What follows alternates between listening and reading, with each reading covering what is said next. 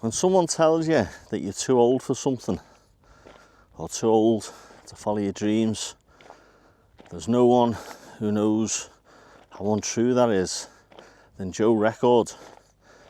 Joe Record was an ultra fit marathon runner who would enter events that wouldn't just last a couple of hours but days.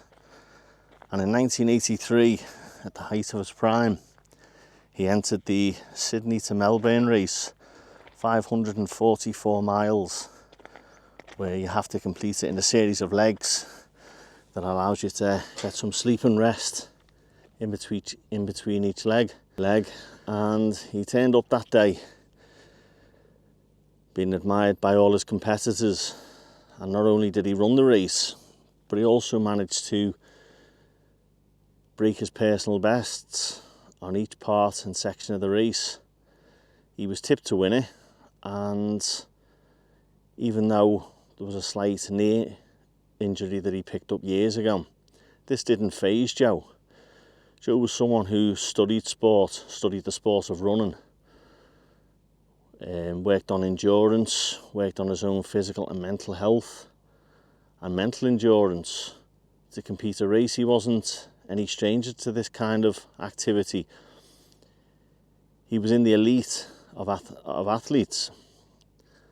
Now, the race itself was in Australia.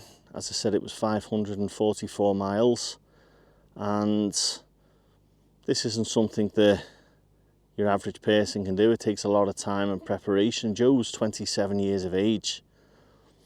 He was ready for it. He was no doubt in his mind what he had to achieve.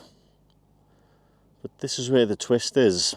On that day in 1983, another competitor turned up outside all odds, turned up in a pair of gumboots, overalls, who not only beat Joe, but also smashed the record by nearly 2 days. And the difference was, this man was 61 years of age, and his mental training and physical training was a lot far different than Joe's, where Joe had set times, limits, tests to improve his physical fitness and his endurance and his mental endurance.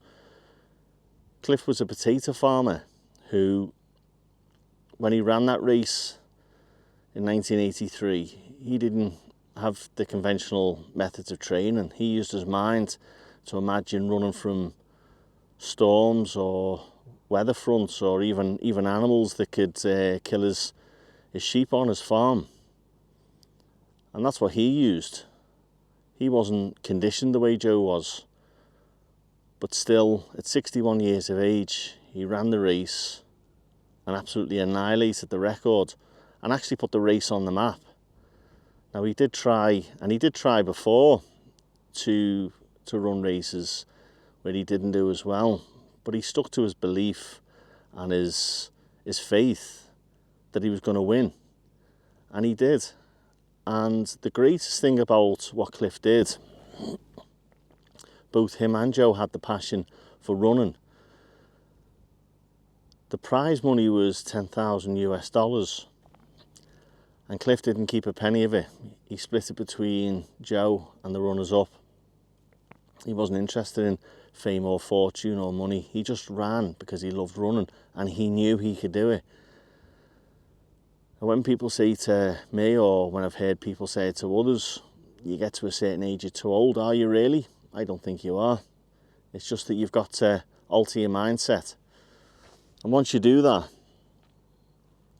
you can achieve what you set out to do, but it's just how you look at things. Now, here's two competitors, both different ages, both different mindsets, both from different training backgrounds. But a 61-year-old ran it, and he won. And to this day, he's known, I think it was known as the Cliff Shuffle, or the Young Shuffle in running. But it just goes to show you, if you think outside the box, age is a very small factor in what you can achieve in life. And the best thing you can do is go out and do it, you know. So there's my little message for you today. I've just come up to Sleeve Gullion. It's not the best of days. It's a little bit misty, but I walked up to a certain point. I just come out for a drive really. I was at Warren Point this morning for just had a little walk. It was nice and peaceful. And as you can see behind me, it's a little bit misty, but it shouldn't stop you coming out anyway. But there you go, put age at the back of your mind. Go out and believe and achieve and do what your heart's desire is. Anyway, that's my little message today. Go and have a great day.